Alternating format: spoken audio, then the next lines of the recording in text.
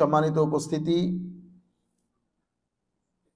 আজকের দরসুল হাদিসের মধ্যে আমরা একটা কিতাব পড়ব। এমনিতে এটা আমাদের ইসলামিক ক্লাসিক্যাল স্টাডির মধ্যে আমরা এই কাজটা আলেম ওলামাদের সাথে বা আমাদের ছাত্র ভাইদের সাথে বসে আমরা যে কোনো একটা কিতাব মুতালা করি। এটা পৃথিবীর সব দেশের মধ্যে এই কালচারটা আছে, যে কোনো একটা কিতাব যে কোনো একটা দিবসের মধ্যে মুতালা করা। তো চিন্তা করলাম, আমি হঠাৎ করে আজকে মাথায় আসলো, এমনিতে আমাদের শবে বরাতের উপর গত 5-6 বছর আগে আমরা একটা পুরা প্রশ্ন উত্তর, প্রায় 12-14টা প্রশ্নের উত্তর রেডি করে সেটা আমরা বাংলাদেশে সবসময় শবে বরাতের সময় বিতরণ করি। আজকে হঠাৎ মাথায় আসলো আমরা আমাদের এই মসজিদের মধ্যে এই কাজটা শুরু করি। তো শবে বরাতের উপর যেই কিতাবগুলা লিখিত হয়েছে তার মধ্যে অন্যতম একটা কিতাব যেটা রচনা করেছেন আল মুহাদ্দিস আল কবির আবিল ফদল as-সাইয়্যিদ আব্দুল্লাহ as-সিদ্দিক আল গুমারি শাইখ তারিকা as-সিদ্দিকিয়া, মানে মুহাদ্দিস কুল শিরোমণি হযরতে শাইখ সৈয়দ সিদ্দিক আল গুমারি রহমতুল্লাহি আলাইহি ওয়া নাফা'না বিউলুমিহি ফিদ দারাইনি আমিন। জগৎ বিখ্যাত একজন মুহাদ্দিস। ওনার সময়কালে ইমামুল মুহাদ্দিসিন বলল চলে।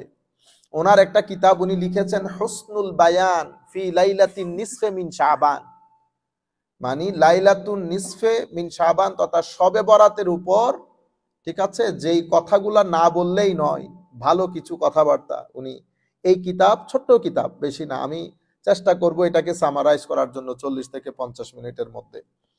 উনি প্রথমে এই কিতাবের মধ্যে যেভাবে আল্লাহর হামদ, আমার নবী সাল্লাল্লাহু আলাইহি ওয়াসাল্লামের দরুদ, এগুলা পাঠ করার পরে উনি আল্লাহ রাব্বুল আলামিনের শান শৌকত বর্ণনা করেছেন। করার পরে উনি বলেছেন যে এই কিতাবটা রচনা করার কারণ কি।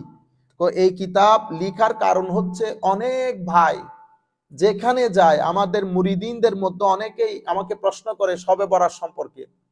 তো আমরা যখন বক্তব্যের মধ্যে উত্তর দেই, কিছু জিনিস বলা হয়, অনেক জিনিস বলা যায় না, কারণ প্রশ্নের উত্তরের একটা নির্দিষ্ট সময় থাকে, অনেক জিনিস মাথার ভিতরেও থাকে না।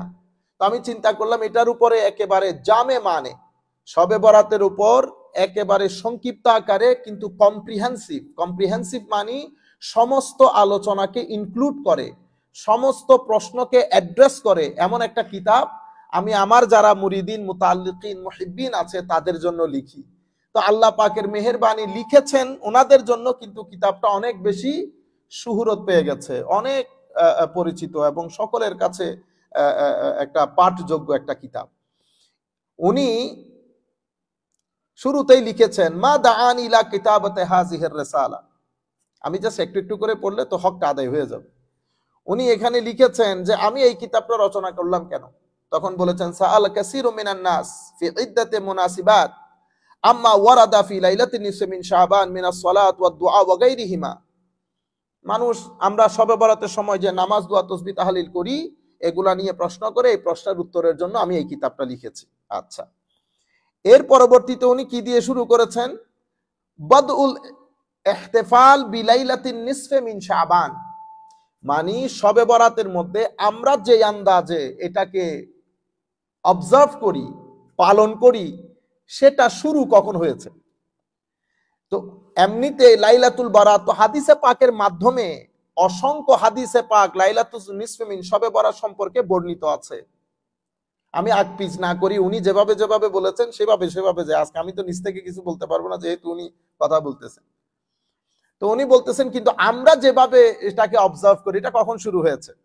তো উনি লিখেছেন কানা বাদউল ইহতিফাল বিহাযিহিল লাইলা আন্না তাবিঈনা মিন আহলি শাম কা খালিদ ইবনে মি'দান ওয়া মাকহুল ওয়া লুকমান ইবনে আমির ওয়া গায়রুহুম কানু ইউআযজিমুনাহা ওয়া ইয়াজতাহিদুনা ফিল ইবাদা ফিহা ওয়া ইউকাল বালাগাহুম ফি যালিকা আসার ইসরাঈলিয়া ওয়া আনহুম আখাযান নাস তা'যীমান ওয়াশতাহারা আমরুহা ফিল বিলাদিল ইসলামিয়া ওয়া হাসালাল খিলাফ বাইনাল উলামা ফিহা। আচ্ছা, তো এটা শুরু হয়েছে তাবেঈনদের যুগ থেকে, মানে যেভাবে আমরা অবজার্ভ করি, আমি জাস্ট সামারাইজ যেহেতু করতেছি, একটু একটু অনুবাদ করে পুরো বিষয়টা সামারাইজ করি।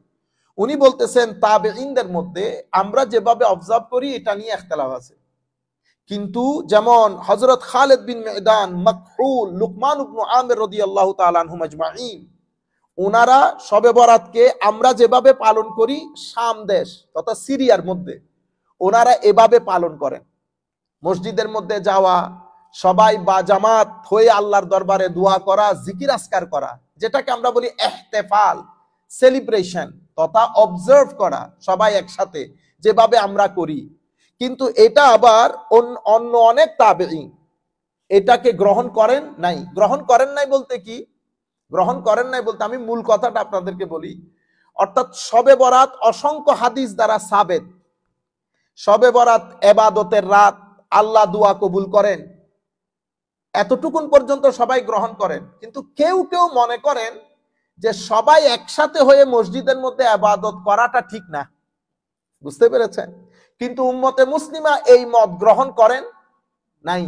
তাবেঈনদের মধ্য থেকে শুরু হয়েছে আজকের দিন পর্যন্ত উম্মতে মুসলিমা যেটা গ্রহণ করেছে সেটা হচ্ছে শবে বরাতকে আমরা সবাই মিলে মসজিদে একত্রিত হয়ে নতুন জামা পরে গোসল করে আতর লাগিয়ে এসে আল্লাহর জিকির করা, একসাথে সবাই আল্লাহর দরবারে ক্ষমা চাওয়া, অতঃপর ঘরে ঘরে গিয়ে যার যার মতো করে ইবাদত রিয়াজত করা।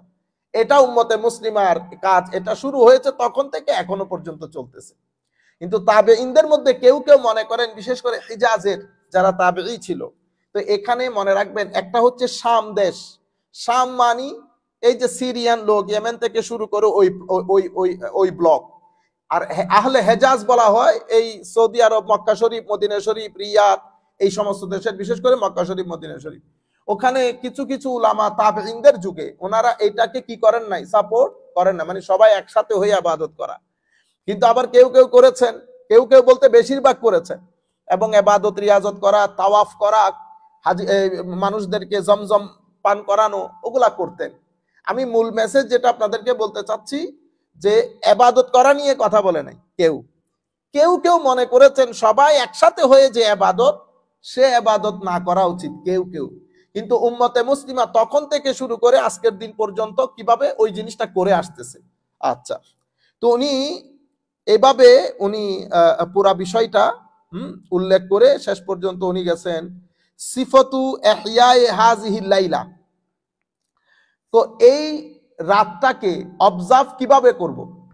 তো উনি লিখতেছেন ইখতালাফা উলামাউ আহলি শাম ফি সিফাতে ইহইয়াইহা ফামিনহুম মান ক্বালা ইস্তাহিব্বু ইহইয়াউহা ফিল মাসাজিদ জামাআতান ওয়া হাযা রা'য়ু খালিদ বিন মিদান ওয়া লুকমান ইবনে আমির ওয়া গায়রুহুমা ফাইন্নাহুম কানু ইয়ালবিসুনা ফিহা আহসানা সিয়াবিহিম ওয়া ইয়াতাবাখখারুন ওয়া ইয়াকতাহিলুন ওয়া ইয়াকুমুনা ফিল মাসজিদ লাইলাতাহুম তিলক। একই কথা, ইখতিলাফাল উলামা মানে কি করব এটা নিয়ে উলামায়ে কেরামের মধ্যে, উলামা এখানে আমাদের কথা বলতেছে না, তাবেঈনদের জমানা। তো ও তখন এই মিনহুম মান ক্বালা ইস্তাহিব্বু, তাবেঈনদের মধ্যে কেউ কেউ বলেছেন এটা মুস্তাহাব। তো এই কারণে ওনারা কি করতেন, মসজিদের মধ্যে সবাই বা জামাত একত্রিত হতেন। ঠিক আছে, যেমন খালিদ বিন মিদান, লুকমান ইবনে আমির, এই সমস্ত বড় বড় তাবেঈনরা ভালো কাপড় পরিধান করে, কোহল লাগিয়ে, আতর লাগিয়ে মসজিদের মধ্যে জমা হতেন। আবার এই জিনিসটাকে কোন কোন তাবেঈ এটাকে গ্রহণ করেন নাই। ওনারা বলেছেন না, ঘরের মধ্যে বসে ইবাদত করেন। কিন্তু উম্মতে মুসলিমার আমল এটার উপরই জারি আছে, উম্মতে মুসলিমার আমল এটার উপরই জারি আছে এবং কুল কায়নাত করতেছে। কিন্তু ইস্তাহিব্বু এটা মুস্তাহাব কাজ, ফরজও না, ওয়াজিবও না, সুন্নতে মুআক্কাদাও না, মারামারি কাটাকাটি হবে না। বুঝতে পেরেছেন? যার যেমন খুশি, কিন্তু উম্মতে মুসলিমার আমল এটার উপরই জারি আছে। ঠিক আছে, আচ্ছা। এরপরে উনি আবার এটাও বলেছেন যে ফি কিয়াম জামাআত লাইসা যালিকা বিবিদআ, ওনারা বলতেছেন না এটা বিদআ হবে না। তারপরে নাকালাহু আনহু হারবাল কিরমানি ফি মাসাইলি ওয়া মিনহুম মান ক্বালা ইয়াকরাহুল ইজতিমা লিস সালাত। কেউ কেউ মনে করেছেন যে মসজিদের মধ্যে একত্রিত হয়ে ওয়াজ তাকরীর করা, দোয়া দরুদ পড়া, সবাই একসাথে হওয়া বা জামাত, এটাকে কেউ কেউ মনে করেছেন এটা ঠিক জিনিস না, মাকরুহ কেউ কেউ। কিন্তু আমি বারবার আপনাদেরকে বলতেছি উম্মতে মুসলিমা আমল করেছেন কোনটার উপর? সবাই মিলে আমরা যেভাবে অবজার্ভ করতেছি সেটা সেই যুগ থেকে এই যুগ পর্যন্ত কুল কায়নাত ওইটার উপরই আমল করেছে। এটা আমরা পরে একটু একটু করে করে আসবো। আচ্ছা, এর পরবর্তীতে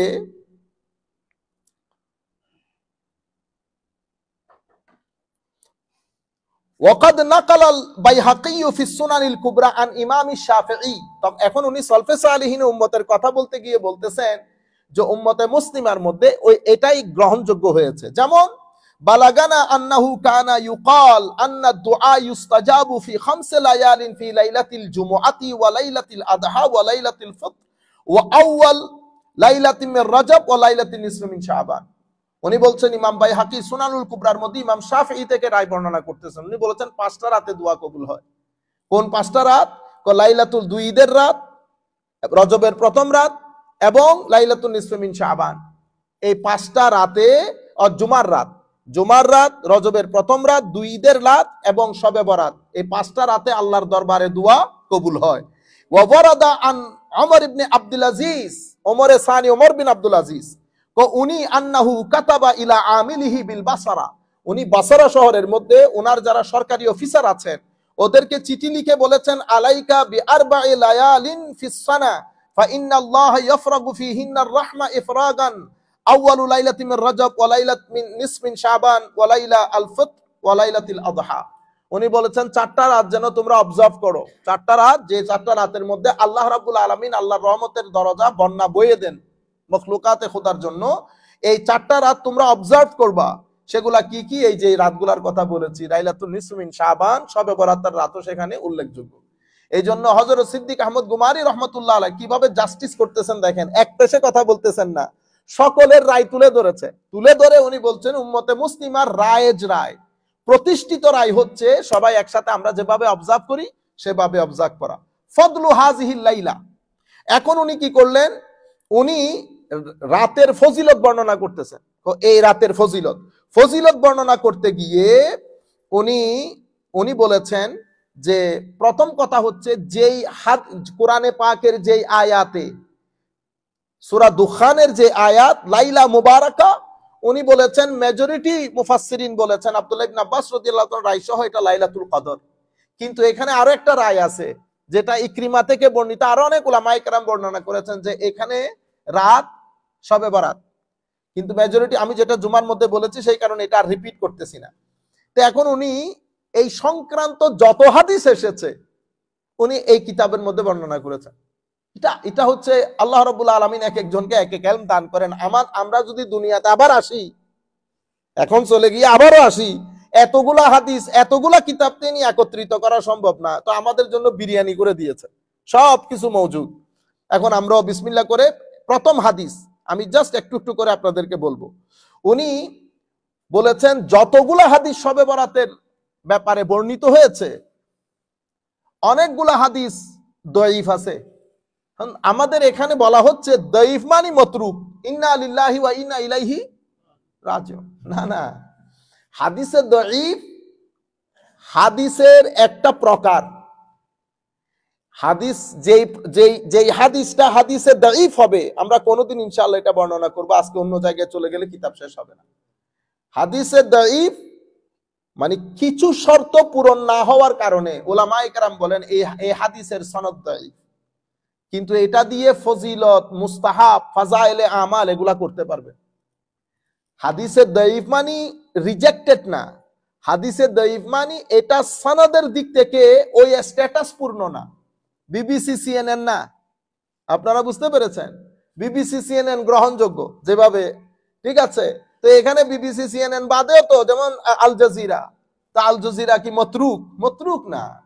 আপনারা বুঝতে পেরেছেন? হাদিসে দঈফ দ্বারা সাবেত। তো হাদিসে দঈফ আমলের ক্ষেত্রে গ্রহণযোগ্য। উনি বলতেছেন যদিও কিছু হাদিস এমন আছে যেটা এক কিতাবের মধ্যে বর্ণিত হয় নাই। যেমন একটা হাদিস আমি আপনাদেরকে জুমার দিন বলেছি, 10 জন সাহাবী বর্ণনা দিয়েছেন 10 তরিকায়। তো কোন একটা জায়গার মধ্যে যদি দুর্বলতা থাকে, আরেকজনের মাধ্যমে দুর্বলতাটা কি হয়ে যায়? দূর হয়ে যায়। তো উনি সব হাদিসগুলো এনে বলেছেন হ্যাঁ হাদিসের মধ্যে কথাবার্তা আছে, তো আমরা তো এটা দিয়ে ফরজ সাবেত করতেছি না, মুস্তাহাব বলতেছি, মুস্তাহাব। আপনারা বুঝতে পেরেছেন? এটা আমরা সবাই জানি। আচ্ছা, উনি বলেছেন যেমন ইবনু মাজা শরীফের হাদিসটা প্রথম এনেছেন। ইমাম ইবনু মাজা, যেভাবে আমি জুমার দিন বলেছি, অসংখ্য মুহাদ্দিসিন হাদিসের কিতাবের মধ্যে শুধু হাদিস উল্লেখ করেন নাই, এটার উপরে চ্যাপ্টার বর্ণনা করেছেন। তো এখানে একটা ফিলোসফি, এখানে একটা উসুল আপনারা আমরা সবাই যারা যেখান থেকে বসে শুনতেছেন বোঝা দরকার। যখন মুহাদ্দিসিন হাদিস বর্ণনা না করে কোনটা কিছুর উপরে চ্যাপ্টার করেন, ওই চ্যাপ্টারের আন্ডারে হাদিস আনেন, তাইলে বোঝা যাচ্ছে ওই মুহাদ্দিস এটা বিশ্বাস করতেন। নতুবা চ্যাপ্টার বানালেন কেন? উনি তো কোন একটা জায়গার মধ্যে হাদিসটা ঢুকাই দিতে পারতেন, কিন্তু সেটা করেন নাই। তো উনি লিখেছেন বাকায়দা বাবুল কিতাবুল লাইলাতুন নিসফি মিন শাবান, এই অধ্যায় শবে বরাত সংক্রান্ত অধ্যায়। লাইলাতুন নিসফি মিন শাবান মানে শাবানের 15 তারিখের অধ্যায়। তাইলে এভাবে অসংখ্য উলামায়ে কেরাম অধ্যায় কায়েম করেছেন। সেই অধ্যায়ের মধ্যে উনি লিখেছেন ইজা কানা লাইলাত, এটা হযরত আলী ইবনে আবি তালিব থেকে বর্ণিত, ইজা কানা লাইলাতুন নিসফি মিন শাবান ফাকুমু লাইলাহা ওয়া সুমু নাহারাহা ফাইন্নাল্লাহ তাআলা ইয়ানজিলু ফিহা লিগুরুবিশ শামসি ইলা সামাঈদ দুনিয়া ফায়াকুলু আলা মিন মুস্তাগফিরিন ফাআগফির আলা, আলা মিন মুস্তারজিকিন ফাআরযুকা, আলা মিন মুবতালান ফাআওয়াফিয়া, আলা কাযা আলা কাযা হাত্তা ইয়াতলা আল ফাজর। তো শবে বরাতের দিন যখন শবে বরাত আসবে, ইজা কানা লাইলাতুন নিসফি মিন শাবান ফাকুমু লাইলাহা, তোমরা শবে বরাতের রাতে ইবাদত রিয়াজত করে এটা অতিবাহিত করো, observe it, okay, stay awake, do ইবাদা as much as you can, ওয়াসুমু নাহারাহা, তারপরের দিন রোজা রাখো, তারপরের দিন রোজা রাখো। কেন? শবে বরাতের রাত আল্লাহ রাব্বুল আলামিন অ্যাকর্ডিং টু হিজ স্ট্যাটাস, আল্লাহ কোন শরীরের মধ্যে, আল্লাহ উপরেও আসেন না নিচেও যান না, কারণ আল্লাহর জন্য না কোনো উপর না কোনো নিচে। কিন্তু কথা যেহেতু আমাদের সাথে বলতেছে, আমরা উপর নিচ ছাড়া বুঝি না, সেই কারণে বলছে আল্লাহ আল্লাহর শান অনুযায়ী তার রহমত নিয়ে বান্দার নিকটে চলে আসে। কখন থেকে? এমনিতে প্রত্যেক রাতে আসে অর্ধরাত্রির পরে, কিন্তু শবে বরাতে সূর্যাস্তের পরপর চলে আসে।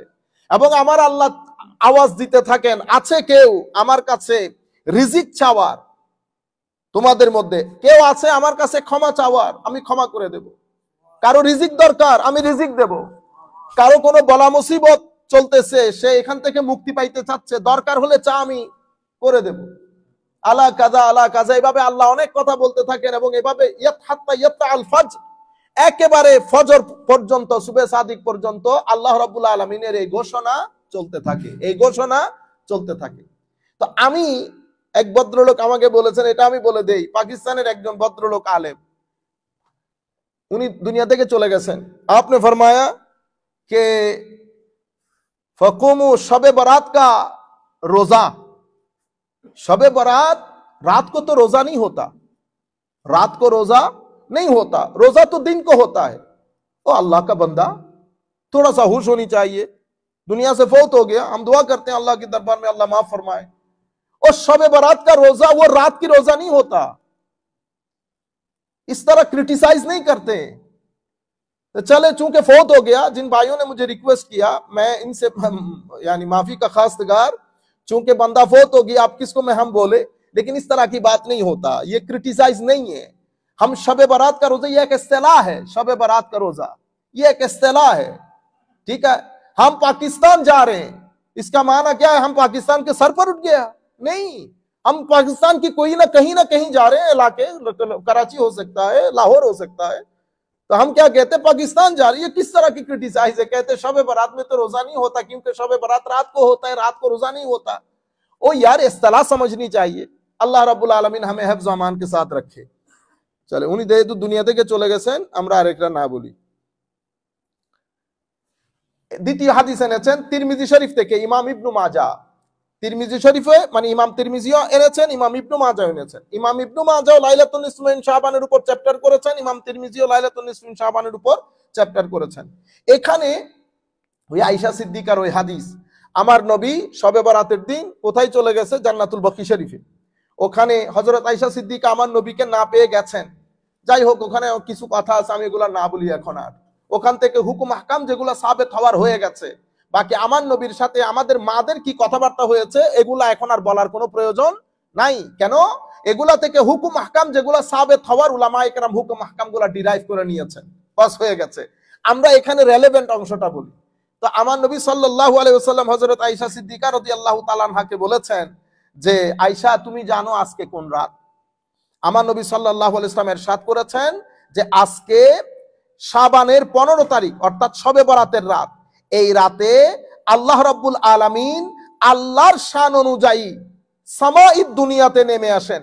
আল্লাহর শান অনুযায়ী, আপনি এটাকে শারীরিক উপরে ওঠা নিচে নামা এটা খেয়াল করবেন না, আল্লাহর শান অনুযায়ী নিচে চলে আসেন।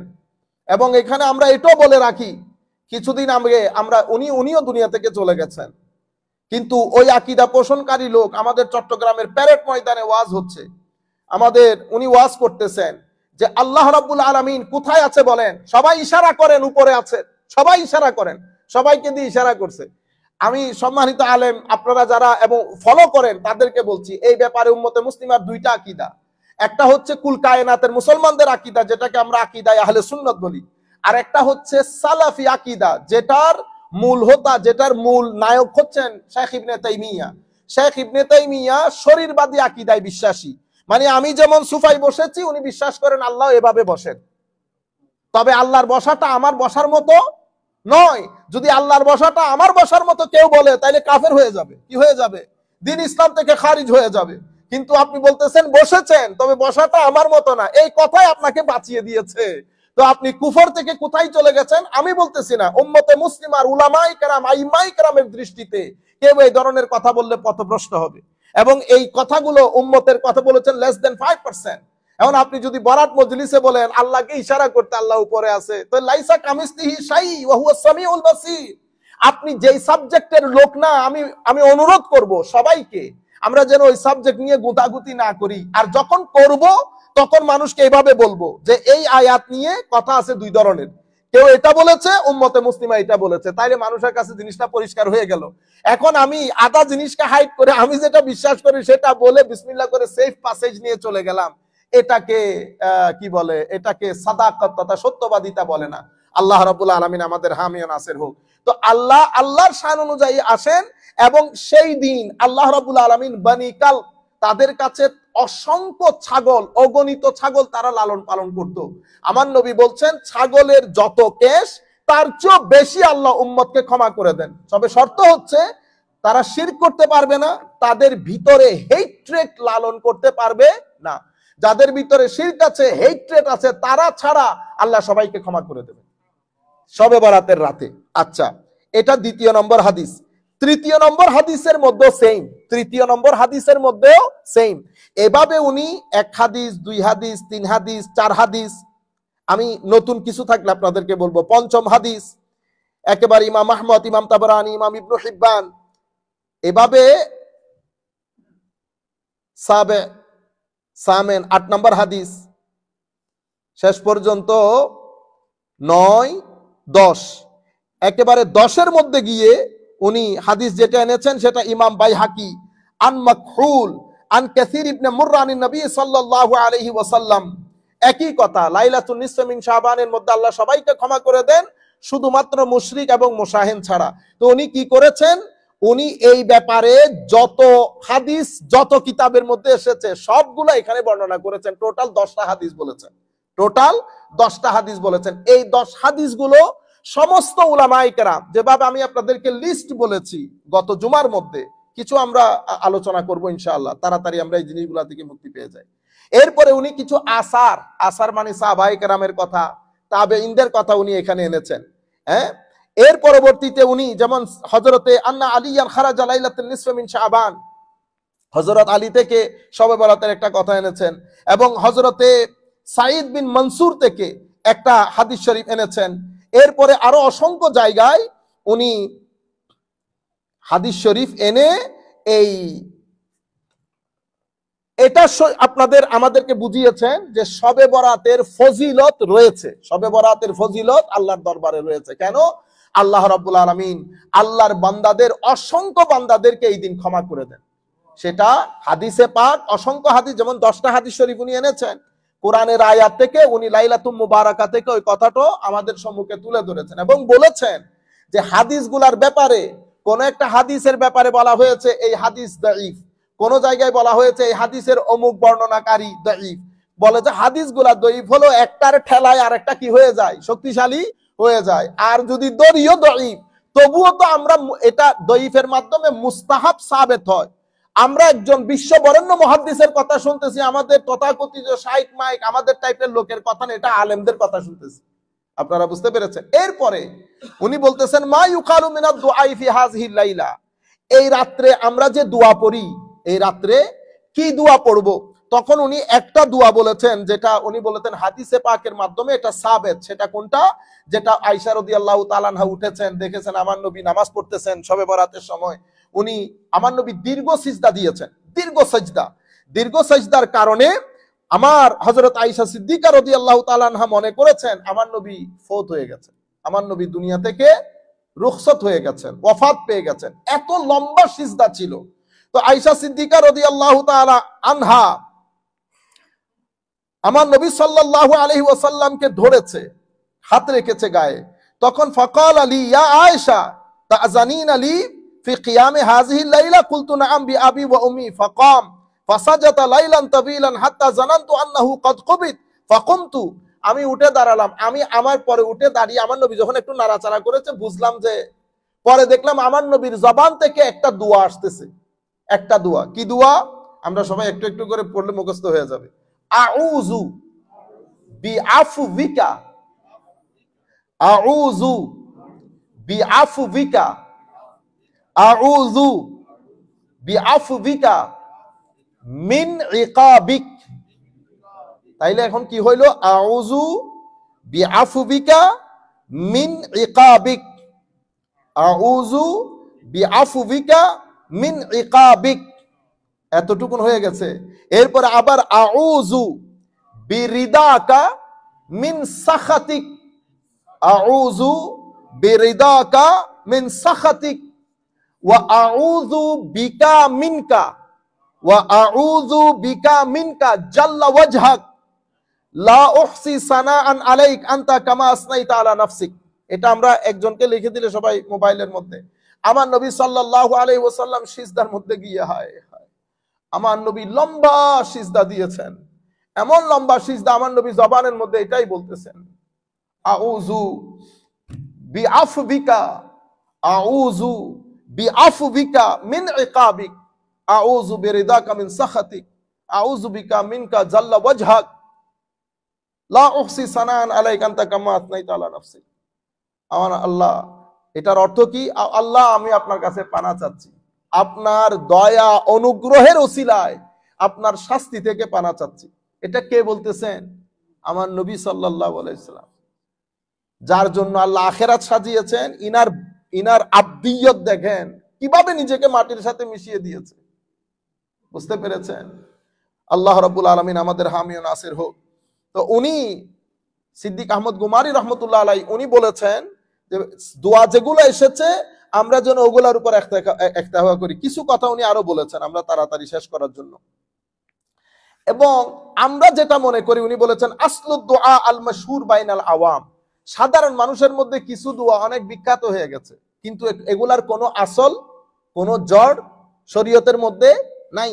এগুলো আমাদেরকে মাথায় রাখতে হবে, আমরা মাঝখানে থাকতে হবে। নাই যেগুলা সেগুলো আনবো না, যেগুলা উলামায়ে কেরাম নিষেধ করেছেন সেগুলা এখানে আনবো না, যেগুলা আছে সেগুলা। যেমন উনি যে জিনিসটা বারবার বলতে চেয়েছেন, আমাদের দেশের শবে বরাত, ঠিক আছে, ছেলেরা আসে মসজিদের মধ্যে, আমরা মসজিদ সাজাইলাম, আপনারা 12 রাকাত নামাজ পড়া শুরু করি সবাই, ঠিক আছে। এরপরে ছেলেরা দলে দলে বিভিন্ন দোকানে আড্ডা মেরে রাতের 2:30-3টার সময় আসে না, এটা না, এটা তো মতরুক, এগুলা তো একেবারে বর্জনীয়। এগুলার মাধ্যমে শবে বরাত বদনাম হয়, শবে বরাত বদনাম হয়। উনি এগুলা নিষেধ করেছেন। তো কেন? তো আমাদের আওয়ামরা মনে করে বস এই একটা দোয়া পড়ে শবে বরাতে আল্লাহ ক্ষমা করে দিবেন, আর নামাজ দোয়া লাগবে না, আর নামাজ দোয়া লাগবে না। এটা শবে বরাতের সাথে বেয়াদবি। কেন? আমার আল্লাহ রাব্বুল আলামিন আমাদেরকে একটা সুযোগ দিয়েছেন, আমরা আদবের সাথে সেই সুযোগটা গ্রহণ করব। এখন আমরা যদি ওইটাকে মজাক বানিয়ে ফেলি, আমরা যদি এটাকে কি বলে খেলনা বানিয়ে ফেলি, we start miss using it, তো এটা আল্লাহরও শানের খেলাফ হবে, আমাদের শবে বরাতের শানেও বেয়াদবি হবে। এটা থেকে উনি নিষেধ করেছেন যে আওয়ামকেও বুঝতে হবে, ওই দোয়া পড়ে ফেললেন বস এটা দিয়ে গুনাহ মাফ হয়ে গেছে, তারপরের দিন থেকে আর নামাজ পড়তে হবে না, না, এটা গ্রহণযোগ্য না, এগুলা বর্জনীয়, এগুলা বর্জনীয়। এর পরবর্তীতে উনি লিখেছেন হাল হাজিহিল লাইলা, মানে এই রাত্রে আমাদের যেই তাকদীর সেটা কি এই রাত্রে ডিসিশনে আসে? তো উনি এটার উপর হাদিস এনেছেন। হাদিস 1 নাম্বার হাদিস, 2 নাম্বার হাদিস, 3 নাম্বার হাদিস, 4, 5 অসংখ্য হাদিস এনেছেন। এই হাদিসের মধ্যে 2 ধরনের বর্ণনা পাওয়া যায়, যে একটা হচ্ছে আল্লাহ লাইলাতুল কদরের দিন করেন এই পুরা ডিসিশনটা, আর আরো অনেক রিওয়ায়াতের মধ্যে এসেছে এটা শবে বরাতের মধ্যে হয়। তো উনি বলতেছেন তাহলে এই দুই রিওয়ায়াতগুলোর মধ্যে এখানে প্রায় উনি 8টা হাদিস এনেছেন। এনে উনি বলতেছেন এখন দুইটার মধ্যে আমরা সামঞ্জস্য বিধান কিভাবে করব। উনি বলেছেন সামঞ্জস্য বিধান করতে হলে আমরা যে কাজটা করব সেটা হচ্ছে আল্লাহ রাব্বুল আলামিন সিদ্ধান্তটা লাইলাতুল কদরে নিয়ে ফেলেন, লৌহে মাহফুজের মধ্যে সেটা লিপিবদ্ধ হয়ে যায়, আর শবে বরাতের মধ্যে আল্লাহ যার যার দায়িত্ব তাকে তাকে দিয়ে দেন, যার যার দায়িত্ব তাকে তাকে, প্রত্যেকেই শবে বরাতে যার যার দায়িত্ব পেয়ে যায়। আর as far as Allah's decision is concerned, এটা আল্লাহ শবে কদরের দিন নিয়ে লৌহে মাহফুজের মধ্যে এটাকে লিপিবদ্ধ করে ফেলেন। আর শবে বরাতের সময় আল্লাহ রাব্বুল আলামিন প্রত্যেক রেসপন্সিবল ফেরেশতাকে যার যার দায়িত্ব বুঝিয়ে দেয়। এটার মাধ্যমেই আজকে মানুষটা হেসে গেলে কথা বলতেছে, অথচ সে জানেও না যে তার নাম আগামী শবে বরাতের আগে মৃত ব্যক্তিদের লিস্টে তার নাম চলে গেছে, সে হয়তো জানেও না। আল্লাহ রাব্বুল আলামিন আমাদেরকে আল্লাহর রেজামন্দি অনুযায়ী পৃথিবীতে থাকার তৌফিক দান করুক। যাই হোক, এরপরে আমরা শেষ করে দেব ইনশাআল্লাহ। তো 2টা কথা এসেছে, আমরা ওই জায়গায় না যাই, এগুলা শবে বরাতের দিন বলবো। লা ইয়াদখুলুল জান্নাতা কাতে। এর পরবর্তীতে উনি মুশরিক মুশাহিন যাদের দোয়া আল্লাহর দরবারে কবুল হবে না তাদের ব্যাপারে একটা বৃত্তান্ত দিয়েছেন। মুশরিক কাকে বলে? মুশরিকের দোয়া কবুল হবে না, মুশাহিনের দোয়া কবুল হবে না, যারা আত্মীয়তার সম্পর্ক ছিন্ন করে তাদের দোয়া কবুল হবে না, এবং যারা মা বাবার সাথে বেয়াদবি করে তাদের দোয়া কবুল হবে না, যারা সব সময় শরাব পান করে তাদের দোয়া আল্লাহর দরবারে আল্লাহ কবুল করবেন না, যারা ঝগড়াটে লোক তাদের দোয়া আল্লাহ কবুল করবেন না, এবং যাদের ভিতরে ঝগড়াটে বলতে আপনার ভিতরে যদি আপনি হিংসা না রাখেন তাহলে তো আপনি ঝগড়া করতে পারবেন না, ঝগড়ার জন্য ভিতরে হিংসা থাকতে হয়। তো যাদের ভিতরে হিংসা আছে তাদের দোয়া আল্লাহ রাব্বুল আলামিন কবুল করেন না। এই কথাগুলা উনি বলেছেন, এবং এই যারা বেবিচারে লিপ্ত তাদের দোয়া আল্লাহ রাব্বুল আলামিন কবুল করেন না। আচ্ছা, এখন উনি বলেছেন এই সব কথা বলার পরে উনি বলেছেন হাল ওয়ারাদাত সালা মুআয়্যানা ফি হাযিহিল লাইলা, এই রাতে কি কোনো নির্দিষ্ট নামাজ আছে? উনি বলতেছেন লাম তারিদ সালা মুআয়্যানা ফি হাযিহিল লাইলা মিন তারিকিন সাহিহিন ওয়ালা দাঈফ, এই রাতে সহিহ দাঈফ কোন বর্ণনা অনুযায়ী কোন নির্দিষ্ট নামাজ নাই, ওয়া ইন্নামা ওয়ারাদাত আহাদিস মাওদুআ মাকযুবা, কিছু মিথ্যা হাদিস মানুষ গড়েছে এই শবে বরাতের রাত্রিতে নির্দিষ্ট ইবাদত আছে বলে 12 রাকাত 100 রাকাত এই ধরনের কিছু রিওয়ায়াত এসেছে। এরপরে যেমন উনি বলেছেন, যেমন একটা হাদিসের মধ্যে এসেছে 100 রাকাত নামাজ, এটা হাদিস হিসেবে বর্ণিত দিয়েছে। তো উনি বলতেছেন এই হাদিসটা ওয়াকাদ হাকামা ইবনুল জাওজি বিওয়াদইহি, ইমাম ইবনে জাওজি এই হাদিসকে মওদু বলেছেন। আমি আর এরপর আরেকটু কথা বলবো ইনশাআল্লাহ। তো উনি দ্বিতীয় আরেকটা হাদিসের রিওয়ায়াত করেছেন। উনি বলেছেন, যেমন কেউ বলেছেন মান কারা লাইলাতুন নিসফা মিন শাবান 1000 মাররা কুল হুয়াল্লাহু আহাদ 100 মাররা লাম ইয়াখরুজ মিন আদ-দুনিয়া হাত্তা ইয়াবআসাল্লাহু ইলাইহি ফি মানামিহি 100 মালাকিন 30 ইউবাশশিরুনাহু বিল জান্নাহ, যেই ব্যক্তি 100 বার সূরা ইখলাস পাঠ করবে, ঠিক আছে, সে ঘুমের মধ্যে প্রায় 100 জন ফেরেশতা 100 মালাক ওয়া 130 জন ফেরেশতা তাকে স্বপ্নের মধ্যে ঘুমের মধ্যে বলবে, তাকে জান্নাতের সুসংবাদ দিবে। তো এই যে রিওয়ায়াতগুলো আছে এগুলা মিথ্যা রিওয়ায়াত। এগুলার কোনো ভিত্তি নাই। তো উনি কি বলতেছেন, উনি বলতেছেন এই এই রিওয়ায়াতটা ইমাম ইবনে জৌজি কি বলেছেন, মওদু বলেছেন, মানে এটা হাদিস না, বানোয়ার জিনিস। এর পরবর্তীতে তৃতীয় একটা রিওয়ায়াত বিভিন্ন বিষয় সম্পর্কে, এতবার করলে এতবার হবে, এতবার মানে শবে বরাতের যে বর্ণনাগুলা, উনি বলছেন বেশিরভাগ ক্ষেত্রে শবে বরাতের এই বর্ণনাগুলা মিথ্যা। শবে বরাতের রাতে নির্দিষ্ট কোনো ইবাদত নাই, কিন্তু কিছু একটা ইবাদত আছে, এটাকে সলাতুর রাগায়েব বলে, সলাতুর রাগায়েব। তো সলাতুর রাগায়েবের ব্যাপারেও উনি বলছেন যে অসংখ্য মুহাদ্দিসিন এটাকে জায়েজ বলেন নাই। জায়েজ বলতে উনি বলেছেন এই রিওয়ায়াতটাও মওদু। কিন্তু মুহাদ্দিসকুল শিরোমণি ইমাম ইবনুস সালাহ আশ-শাযুরি, মুকদ্দমা ইবনে সালাহ আলমে হাদিসের ক্ষেত্রে একেবারে বুখারী শরীফের সমতুল্য উলুমে হাদিসের ক্ষেত্রে, উনি আবার সালাতুর রাগায়েবের হাদিসকে বলেছেন না এটা মওদু না। এটা নিয়ে আবার উলামায়ে কেরামের মধ্যে ডিভিশন, ওনার ছাত্রদের মধ্যে, ওনার ছাত্ররা বলেছেন না আমাদের উস্তাদ এটা ঠিক বলেন নাই। কিন্তু উনিও তো ইমাম ইবনুস সালাহ, ঠিক আছে, ওনারা তো শুধুমাত্র কিতাবি আলেম ছিলেন না, সিজদার আলেমও ছিলেন। আবার ওনার সাথে সুলতানুল উলামা ইমাম ইজ্জুদ্দিন ইবনে আব্দুস সালামের সাথে অনেক ইখতিলাফ হয়েছে। যাই হোক, তো উনি বলেছেন যে এই আমরা যেভাবে, তো আমরা এই রাতটা পালন কিভাবে করব? ইবাদতের মাধ্যমে। কিসের ইবাদত? আপনি নফল নামাজ পড়বেন, তাহাজ্জুদ পড়বেন, হ্যাঁ, আমরা সালাতুত তাসবিহ পড়লেন, আপনি যত মন চায় নিয়ত করে আল্লাহকে সন্তুষ্ট করার জন্য যত মন চায় আপনি নফল পড়বেন। কিন্তু নির্দিষ্ট কোন নামাজের বর্ণনা উনি বলতেছেন কিতাবের মধ্যে আসে নাই, কিতাবের মধ্যে আসে নাই।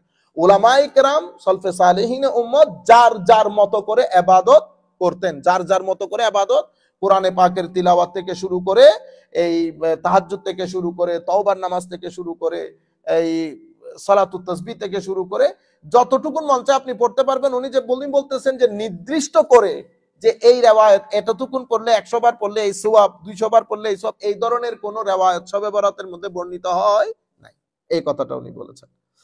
তারপরে আমরা কিতাব একেবারে শেষের দিকে এই ইমাম ইবনু হাজার হাইতামি সহ অনেকেই ওনার সাথে এই ব্যাপারে মত পার্থক্য করেছেন। এখন উনি আল খুলাসা শেষ পৃষ্ঠায় চলে এসেছে, অনেক লম্বা কিতাব, আমি আপনাদেরকে সামান্য সময় বলেছি। আল খুলাসা উনি বলেছেন, আমি এখন আমার পুরা কিতাবে কি লিখছি সেটা আপনাকে সামারাইজ করি। প্রথম বিষয় হচ্ছে আমি যেটা বলেছি সেটা হচ্ছে লাইলাতুন নিসফে মিন শাবান, শবে বরাতের ফজিলত অসংখ্য হাদিস দ্বারা বর্ণিত, এস্টাবলিশ বিষয়। এটাকে অস্বীকার করা গলত, ভুল। ওলামায়ে কেরামের শব্দ চয়ন দেখছেন, গলত। সুবহানাল্লাহ, আমাদের মতো গরম না। আচ্ছা, দ্বিতীয়, এটাকে বিভিন্ন ধরনের ইবাদত রিয়াজতের মাধ্যমে এই রাত অতিবাহিত করা মুস্তাহাব। ঠিক আছে, যেভাবে হাদিসে পাকের মধ্যে এসেছে এই রাতে বিভিন্ন ইবাদত রিয়াজতের মাধ্যমে রাত অতিবাহিত করা মুস্তাহাব। আওয়ামুন নাসের ভিতরে, সাধারণ মানুষের ভিতরে এই রাতকে উদযাপন করার যে গলত তরিকা আছে এগুলা পরিত্যাজ্য। গলত তরিকা মানে একসাথে বসবে, নির্দিষ্ট দোয়া পড়ে মনে করবে যে গুনাহ মাফ হয়ে গেছে, এরপরে ইদার উদার হাঁটাহাঁটি করে রাতকে আনন্দ উল্লাসের মাধ্যমে রাত সেলিব্রেট করা, এটা পরিত্যাজ্য। চতুর্থ, উনি বলেছেন এই রাতকে ঘিরে 100 রাকাত 150 রাকাত এই ধরনের যে রাকাত ভিত্তিক রিওয়ায়াতগুলো আছে এই রিওয়ায়াতগুলো শুদ্ধ না। এই হচ্ছে শেখ সিদ্দিক আহমদ আল গুমারি রহমতুল্লাহি আলাইহির হুসনুল বায়ান ফি লাইলাতিন নিসফে মিন শাবানের সংক্ষিপ্ত আলোচনা।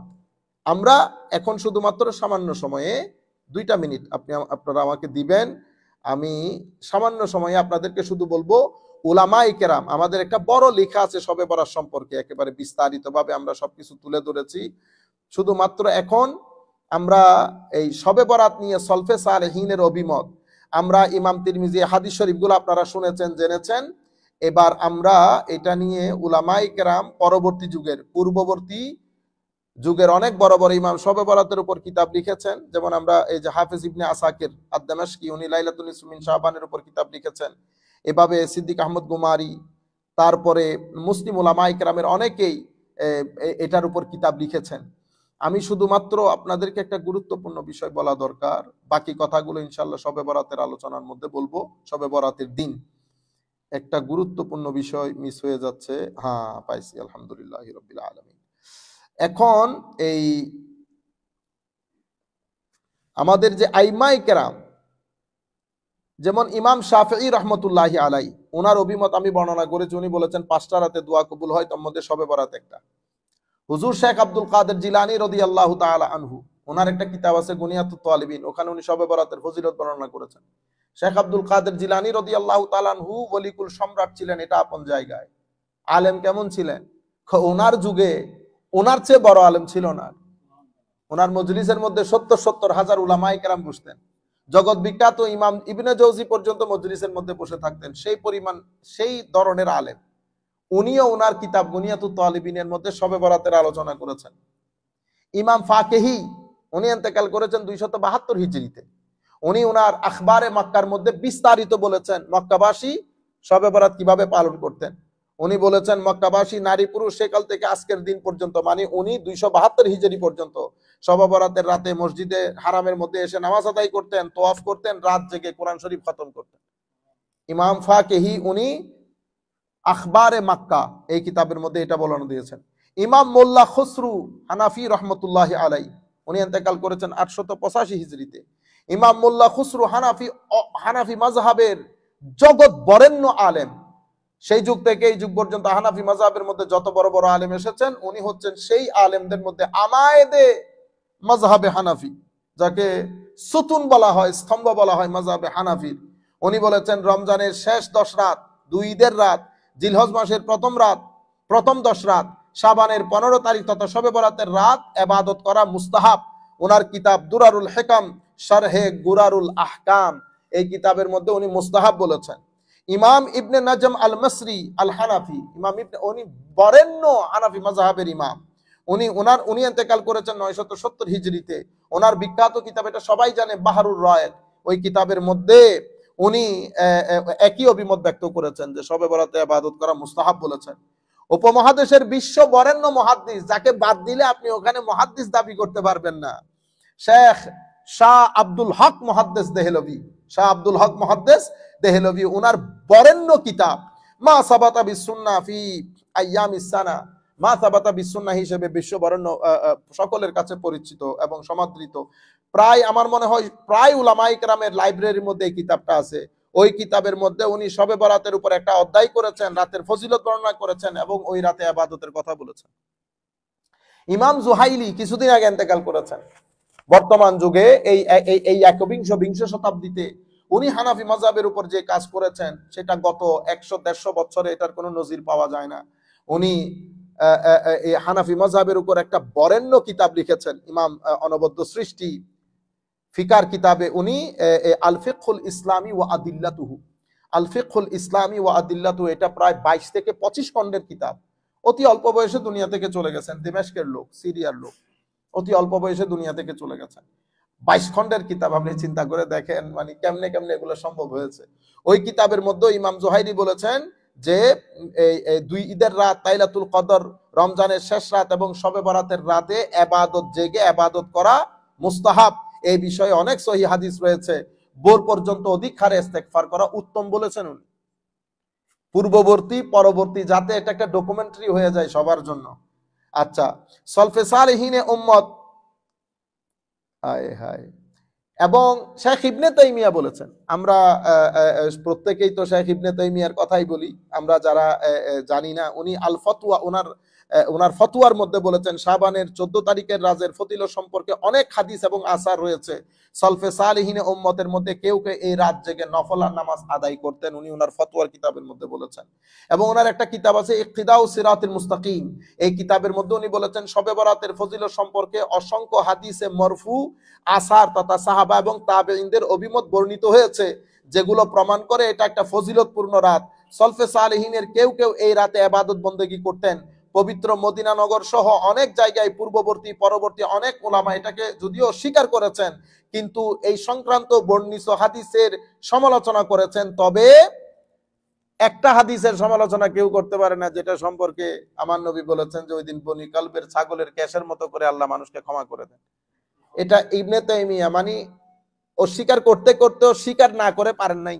ইবনে তাইমিয়ার একটা স্টাইল আছে, ইবনে তাইমিয়ার একটা স্টাইল আছে, এটা হলো ইবনে তাইমিয়ার স্টাইল। প্রথমে হি হা হা করে সবকিছু বলবে, পরে কি লিখে দেয় জানেন? আমরা জানি কোন কোন উলামা অস্বীকার করেছে, বাদাল উলামা, উনি ওই বাদার জায়গার মধ্যে কি লিখে দেয় জানেন? কাসীর। অনেক উলামা অস্বীকার করেছেন। অনেক ওলামা অস্বীকার করলে উম্মতে মুসলিমা কখনো এটাকে গ্রহণ করতেন না। এটা হলো টেকনিক। বাদুনের জায়গায়, সাম স্কলার্স এর জায়গায় আপনি লিখে দিয়েছেন মেনি স্কলার্স। এটা হলো স্টাইল অফ ইবনে তাইমিয়া। এটা যারা ইবনে তাইমিয়াকে বুঝে পড়ে তারা খুব ভালো করে জানে। আমি শুধু আপনাদেরকে বলতে চাচ্ছি, ইক্তেদাউ সিরাতুল মুস্তাকিম কিতাবের মধ্যে উনি বলতে বাধ্য হয়েছে যে শবে বরাত সম্পর্কে অসংখ্য হাদিস এবং সাহাবায়ে কেরাম তাবেঈনদের মতামত এসেছে। এই রাতে উলামায়ে কেরাম, আবার এই রাতে অনেক সলফে সালিহিনের আইম্মায়ে কেরাম ইবাদত করেছেন। এখানে আবার অনেক বলে নাই, এখানে বলেছে কেউ কেউ ইবাদত করেছেন। ও কেউ কেউ ইবাদত করলে এটা এত বিখ্যাত হয়? অস্বীকারের জায়গায় অনেক লাগাই দিয়েছেন, ইবাদত যারা করে ওখানে জায়গায় বাদুন লাগিয়ে দিয়েছেন। কিন্তু শুরুতে কি বলেছেন দেখছেন? শুরুতে বলেছে অনেক হাদিস এসেছে। তো অনেক হাদিস আসলে এটা ইনকার করে কেমনে? কিন্তু তবুও আল্লাহর মেহেরবানি, আল্লাহর দরবারে শুকরিয়া যে উনি না করে পারেন নাই। তাইলে আমি আপনাদেরকে এখন কি কাজ করলাম? পূর্ববর্তী যুগের উলামায়ে কেরাম, পূর্ববর্তী যুগের উলামায়ে কেরামের মধ্যে আমরা আপনাদেরকে বলেছি হাদিস, এই হাদিসে পাক কতজন সাহাবায়ে কেরাম বর্ণনা দিয়েছেন, মানে শবে বরাত সংক্রান্ত হাদিস। আবু বকর সিদ্দিক, হযরতে আলী, হযরত আয়েশা সিদ্দিকা, মুআয ইবনে জাবাল, আবু মুসা আশআরী, আবু হুরায়রা, আউফ বিন মালিক, হযরত আবি সালাবা রাদিয়াল্লাহু তাআলা আনহু, এত সংখ্যক মুহাদ্দিসিন এই হাদিসগুলো বর্ণনা করেছেন। এবং এই শবে বরাতের হাদিসের উপরে, শবে বরাতের হাদিসের উপরে চ্যাপ্টার কায়েম করেছেন অসংখ্য মুহাদ্দিসিন, অসংখ্য মুহাদ্দিসিন। যেমন ইমাম ইবনে মাজাহ তার কিতাবের মধ্যে চ্যাপ্টার রচনা করেছেন, ইমাম তিরমিজি করেছেন, ইমাম আহমদ ইবনে হাম্বল করেছেন, ইমাম আব্দুর রাজ্জাক, আমাদের ভাইরা বুঝেও না জানেও না, আব্দুর রাজ্জাক এটা চিনিও না, ওপরে কেমনে চিনবেন? ইমাম আব্দুর রাজ্জাক ইমাম বুখারীর আগের লোক, ওনারা প্রথম সারির, মানে প্রথম গ্রুপের মুহাদ্দিস। ইমাম বুখারী রহমতুল্লাহ আলাইহি যে 6 জন সিহাসিত্তার বরাম তাদের আগের লোক। ইমাম বাইহাকি, ইমাম বাজ্জার আগের লোক, ইমাম ইবনু হিব্বান, ইমাম তাবারানি, ইমাম মুহাম্মদ।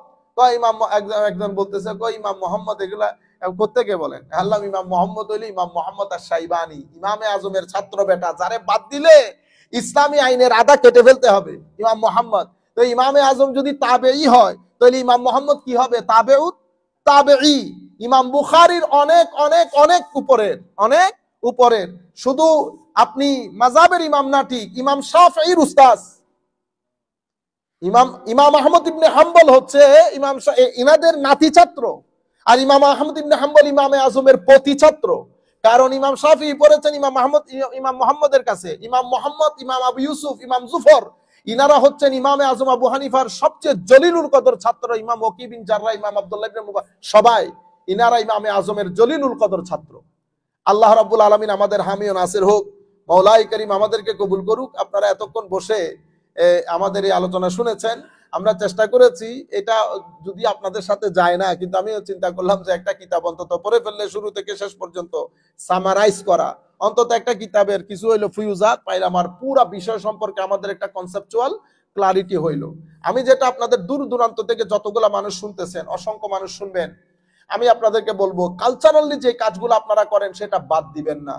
একটা জাতি সংস্কৃতি বাদে বাঁচে না। একটা জাতির কিছু লোকাল কাস্টমস থাকে, রীতিনীতি থাকে।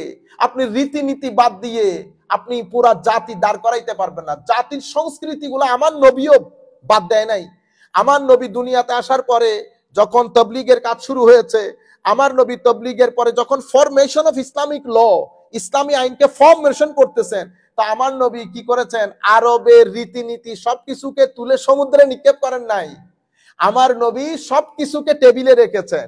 যেটা ইসলাম কোরআন হাদিসের সাথে কন্ট্রাডিক্টরি হয়েছে ওইটা বাদ দিয়েছেন, যেটা গ্রহণযোগ্য এটাকে গ্রহণ করেছেন। যেমন বিবাহের ক্ষেত্রে আরবদের মধ্যে অনেক ধরনের বিবাহের নীতি প্রচলিত ছিল, আমার নবী সবকিছু তুলে সমুদ্রে নিক্ষেপ করেন নাই। যেটা কোরআন হাদিসের সাথে কন্ট্রাডিক্টরি হয়েছে বাদ দিয়েছে। তাদের ওখানে বিজনেস ট্রানজাকশনের ক্ষেত্রে, বেচা কেনার ক্ষেত্রে অনেক ধরনের রীতিনীতি প্রচলিত ছিল, আমার নবী সবকিছুকে তুলে সমুদ্রে নিক্ষেপ করেন নাই। আমার নবী রেখেছেন, কোরআন হাদিসের সাথে অ্যানালাইসিস করে দেখেছেন কোনটা কন্ট্রাডিক্টরি, যেটা কন্ট্রাডিক্টরি সেটাকে বাদ দিয়েছেন, যেটা রাখার সেটাকে রেখেছেন। আপনি কোন জাতির, প্রত্যেক জাতির নিজস্ব কিছু স্বকীয়তা থাকে, স্বতন্ত্রতা থাকে, তার কালচার থাকে, ট্র্যাডিশন থাকে, রীতিনীতি থাকে। আপনি কোন জাতিকে মেরে ফেলতে হলে তার রীতিনীতি মেরে ফেললে জাতি এমনিতে মরে যাবে। আপনারা বুঝতে পেরেছেন? সুতরাং এটা আমাদের part of our culture, this is rich culture. এটা আমাদের, স্পেশালি আমরা যারা মুসলমান, বাংলাদেশ, ইন্ডিয়া, পাকিস্তান, আমরা অসম্ভব এই মেহমান নামাজি করি, আমরা মেহমানদারি করি মানুষের। আমাদের মতো মেহমানদারি পৃথিবীর কেউ করতে পারে না। আপনি গ্রাম অঞ্চলে চলে যান, এই যে আমরা মাহফিলের মধ্যে যাই, আপনি 20 30 তরকারি দিয়ে আমাদেরকে মানুষ খাওয়ায়। আপনি গ্রাম অঞ্চলে চলে যান, মানুষ ছাগল জবাই করে দেয়। এটা হচ্ছে আমাদের, এটা part of hour history, part of our culture. আমরা এই বড় দিনগুলো যখন অবজার্ভ করি, আমরা চেষ্টা করি আমাদের আত্মীয় স্বজন সবার সাথে আমাদের খাওয়া দাওয়া গুলা শেয়ার করতে। আমরা হালুয়া রুটি পাখাই, এখন আপনারা বন্দুক ধরছেন হালুয়া রুটির উপর, ঠিক আছে? যে হুজুর হালুয়া রুটির উপর বন্দুক ধরেছে, উনি কিন্তু আবার রমজান আসলে ধুমাইয়া চনা বুট আর পেঁয়াজু খায়। তো উনি আবার নিজেকে জিজ্ঞেস করে না, ও বা হালুয়া রুটি যদি না জায়েজ হয়, তো চনা বুট পেঁয়াজু কি কারণে জায়েজ হয়ে গেল? আপনি যে এই যে বেগুনি, এই পেঁয়াজু, এই কত জাতের জিনিস, এই বন একটার ভিতরে জিনিস ঢুকাইতে ঢুকাইতে ঢুকাইতে এটার নাম দিয়েছেন বার্গার, না জায়েজ বলছেন। ও এটা জায়েজ না জায়েজের বিষয় না, এটা আমাদের কালচার। পৃথিবীর কেউ চনাবুট পেঁয়াজু দিয়ে নাস্তা করে না, ইফতার করে না, আমরা করি। বুঝতে পেরেছেন? তো এগুলা কি আপনি না জায়েজ বলবেন? না, না জায়েজের বিষয় না। আপনি যে আপনার, আমি এক আলেমকে আমি চিনি, তো এগুলা কি? এগুলো আল্লাহ রসুলের যুগে ছিল না। তো আপনার মেয়ের বিয়েতে আপনি যে কাচ্চি বিরিয়ানি বানাইছেন, ওইটা আমার নবী আজ হজরতে আমাদের মা ফাতেমা রাদিয়াল্লাহু তাআলা আনহার বিয়ে হয় নাই, তো আমার নবী ওখানে কাচ্চি বানাইছিল, আপনি যে কাচ্চি বানাইছেন। ইন্না লিল্লাহ, এগুলা কি করেন জাতিকে? আর আমাদের লোকজনও সুযোগ পাইছে, আমাদের মহিলারও আলহামদুলিল্লাহ বন্ধ করে দিছে, ছেলেরা জানেও না পিঠা কি।